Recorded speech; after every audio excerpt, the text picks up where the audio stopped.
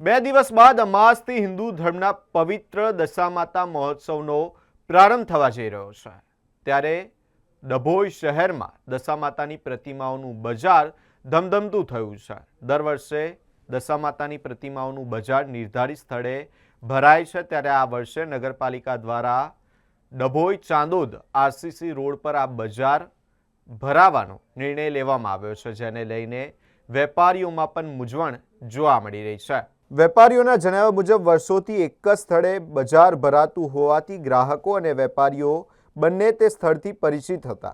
નવી જગ્યાએ ગ્રાહકોની અવરજવર ઓછી હોવાના કારણે વેપારીઓને વેચાણને લઈને ચિંતા જોવા મળી રહી છે। હાલ નવા બજારમાં માટીની તેમજ પીઓપીની દશામાતાની પ્રતિમાઓ, પૂજા સામગ્રી, શણગારની વસ્તુઓ વેચાણ માટે મૂકવામાં આવી છે। દશામાતાના ભક્તો અમાસથી આગામી 10 દિવસ સુધી ઘરે માતાજીની સ્થાપના કરી પૂજા અર્ચના, વ્રત અને કથાનું આયોજન કરશે।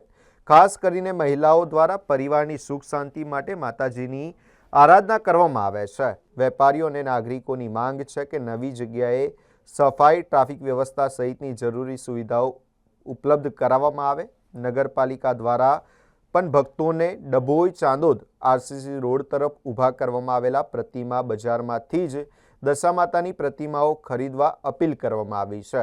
દશામાતાના પાવન પર્વને લઈને ડભોઈ શહેરમાં ભક્તિનો માહોલ છવાઈ રહ્યો છે।